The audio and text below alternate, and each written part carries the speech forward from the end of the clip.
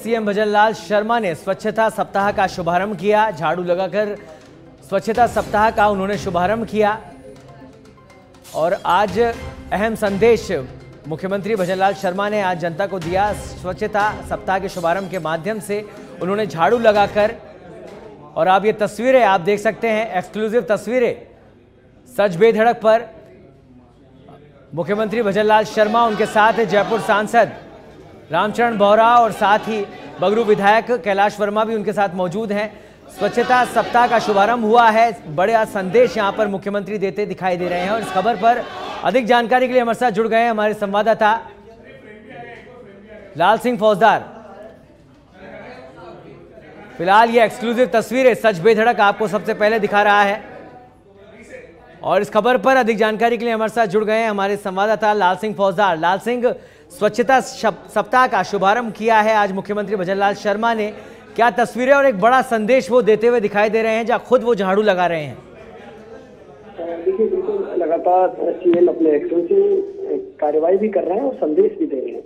अभी जो तस्वीर आप देख रहे हैं, क्योंकि 25 दिसंबर से 31 दिसंबर तक स्वच्छता पखवाड़ा भारतीय जनता पार्टी मनाती है, उसके तहत ही आज उन्होंने शुरुआत की है। हालांकि और अब थोड़े बढ़कर बात करें तो शुरुआत तो औचक निरीक्षण एसएमएससी कर चुके हैं। वहां पर उन्होंने सफाई व्यवस्था का भी जायजा लिया था और तमाम अधिकारियों को सफाई करने के निर्देश भी दिए थे।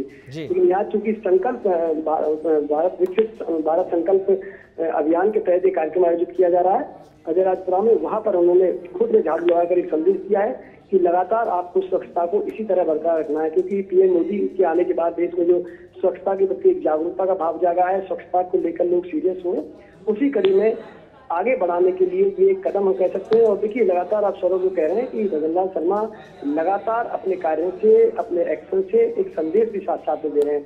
अब देखिए, आज की हम कार्यक्रमों की बात करें, जब भाजपा मुख्यालय पर उनको आना था स्वर्गीय अटल बिहारी वाजपेयी की जयंती पर पुष्पांजलि अर्पित करने, उससे पहले अचानक बीच में से कारकेड को मोड़ते हैं और एसएमएस हॉस्पिटल पहुंचते हैं। वहां पर औचक निरीक्षण करते हैं, व्यवस्थाओं को देखते हैं। और इसके साथ ही सौरभ, एक बड़ी बात जो आज कही है, लगातार एक चर्चा चल रही थी इस बीच में कि जो पुरानी योजना है गहलोत सरकार की, उनको बंद कर दिया जाएगी, ये भाजपा सत्ता में आ गई तो बंद हो जाएंगी। उन्होंने आज पूरी तरह से इन तमाम जो ये कयास है, तमाम जो अफवाह है, तमाम जो चर्चा, उन पर विराम लगा दिया है और भजनलाल शर्मा सीएम ने साफ कह दिया है कि किसी भी अच्छी योजना को बंद नहीं किया जाएगा, यहाँ तक कि उस योजना को और अच्छा कैसे किया जाए, जनहित के लिए उसको अच्छा और कैसे बनाया जाए, इसको लेकर सरकार काम करेगी। अगर हम बात चिरंजीवी की करें तो उन्होंने कहा कि चिरंजीवी योजना में हम आयुष्मान भव्य योजना के तहत इलाज देंगे, दवाइयों का स्टॉक और बढ़ाएंगे, दवाइयों की मात्रा और बढ़ाएंगे और इसके साथ ही हमने 5 से 10 और 10 से 25 लाख का जो बीमा है वो हम राजस्थान में करने जा रहे हैं, उसकी तैयारी है। यानी कि जो लगातार सौरभ आपने देखा होगा, सरकार बदलने के साथ इस तरह की आवाजें उठ रही थी कि अब क्योंकि भारतीय जनता पार्टी सत्ता में आ गई तो योजनाएं बंद हो जाएंगी, तो इस पर अब पूरी तरह से विराम लगा दिया है। सीएम भजनलाल शर्मा ने स्वर्गीय अटल बिहारी वाजपेयी की पुष्पांजलि अर्पित कार्यक्रम में बड़ी घोषणा की है कि अब किसी भी अच्छी योजना पर रोक नहीं लगेगी, बल्कि उसको और अच्छा और बेहतर कैसे किया जाए, जमीनी धरातल पर उसको कैसे उतारा जाए, इसकी तैयारी पार्टी सरकार करेगी।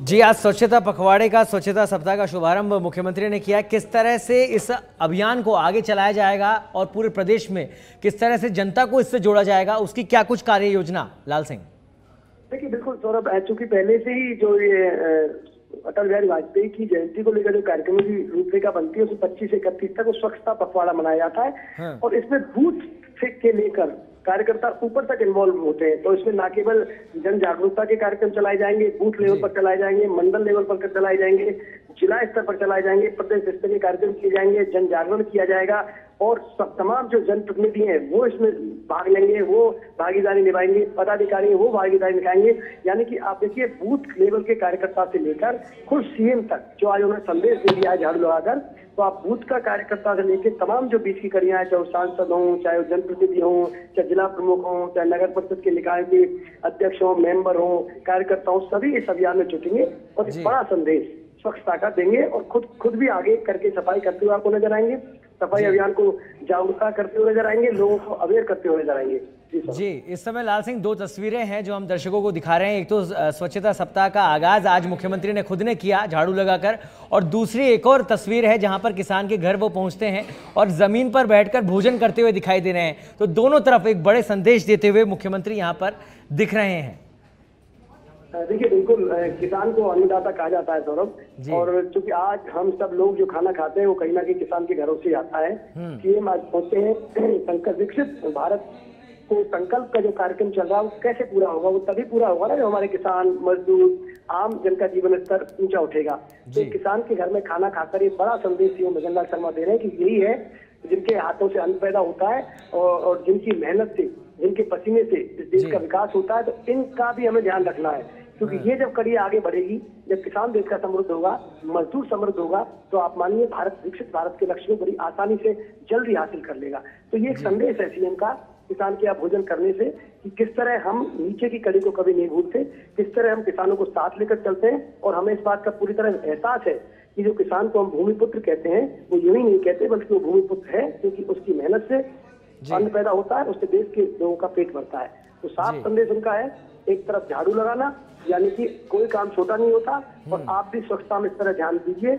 और हमारे लिए किसान, मजदूर सबको साथ लेकर चलना है, सबका विकास करना है, सबका विश्वास जीतना है। इस लक्ष्य के साथ पार्टी आगे बढ़ेगी। ये संदेश सीएम भजन लाल शर्मा साफ इन तस्वीरों के जरिए देते हुए दिखाई दे रहे हैं। जी बिल्कुल लाल सिंह, दो बड़े संदेश यहाँ पर मुख्यमंत्री देते हुए दिखाई दे रहे हैं। ऐसे में आज जो जयराजपुरा में कार्यक्रम आयोजित हुआ विकसित भारत संकल्प यात्रा शिविर के तहत, आज जो कार्यक्रम आयोजित हुआ उसमें शपथ के साथ कार्यक्रम का आगाज किया गया, क्या कुछ विशेष रहा उसमें?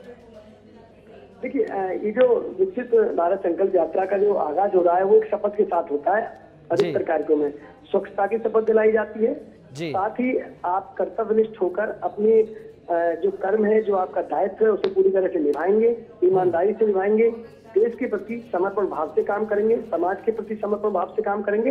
एक शपथ से कार्यक्रम की शुरुआत होती है, ताकि आप जीवन में आगे उस शपथ का ध्यान रखें। और आप जहाँ भी रहें, महत्वपूर्ण ये नहीं होता सौरभ कि आप कहाँ हैं, किस भूमिका में हैं, सवाल ये है कि आप जहाँ भी हैं और जिस भूमिका में हैं, क्या आपके मन में, जहन में देश प्रथम है। देश प्रथम के भाव से अगर आप जीवन में कोई भी काम कर रहे हैं तो कोई काम छोटा नहीं हो सकता, और अगर उसको ईमानदारी से निभा रहे हैं तो सच मानिए कि उस काम से आप देश की सबसे बड़ी सेवा कर रहे हैं। तो यही संदेश है कि आप काम को छोटा ना समझें, आप जिस भूमिका में हैं उस भूमिका को ईमानदारी से निर्वाह करें।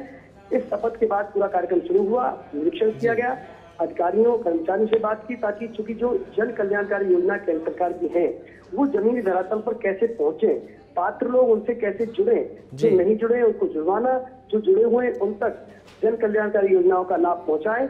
इन शिविरों का मकसद यही है सौरभ कि जो जन कल्याणकारी योजना है वो जमीनी धरातल पर पहुंचेंगी, तभी तो जो योजना उनका वास्तविक लाभ होगा, ना कि वो कागजों में सिमट कर उस लक्ष्य को पूरा करेंगी। कोई भी योजना तब कारगर होती है तब वो उस व्यक्ति तक पहुंचती है जिसके लिए उसका निर्माण किया जाता है, जिसके लिए वो योजना लाई जाती है। बिल्कुल जाहिर सी बात है, जिस व्यक्ति के लिए निर्माण योजना का हुआ है वहां तक अगर योजना नहीं पहुंचती है तो कहीं ना कहीं धता साबित हो जाती है तमाम योजनाएं। ऐसे में आज जब कार्यक्रम आयोजित हुआ तो काफी उत्साह वहां पर देखा गया जयराजपुरा के अंदर, जब विकसित भारत संकल्प यात्रा में मुख्यमंत्री खुद पहुंचे। और आज महत्वपूर्ण दिन इसलिए भी था क्योंकि स्वच्छता सप्ताह का शुरुआत भी हुआ, साथ ही बीजेपी की तरफ से सुशासन दिवस आज मनाया जा रहा है। तो उसको लेकर किस तरीके के कार्यक्रम वहां आयोजित किए गए और मुख्यमंत्री का संबोधन जब हुआ तो क्या कुछ महत्वपूर्ण बातें उन्होंने कही?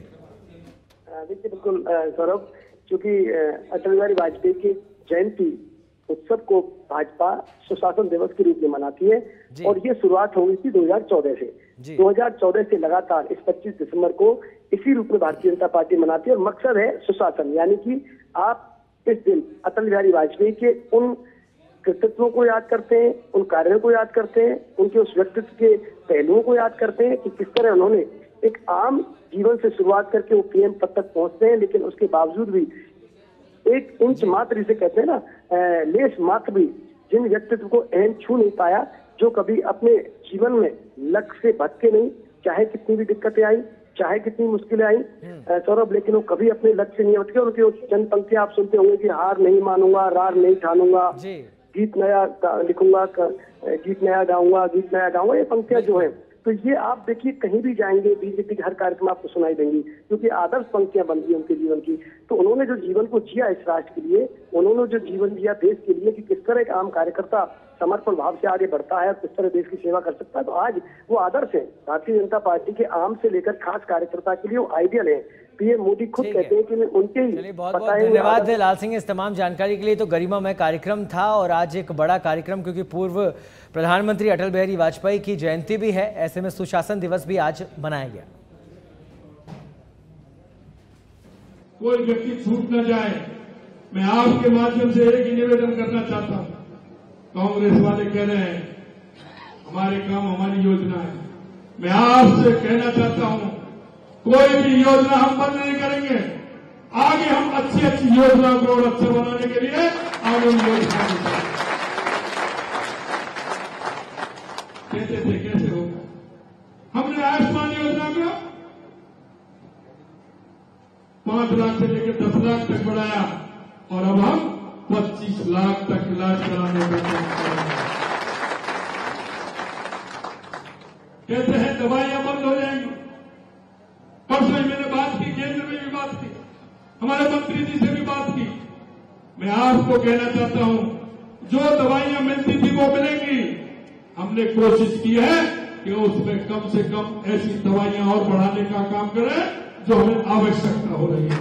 हम कम नहीं करेंगे, हम आगे बढ़ाने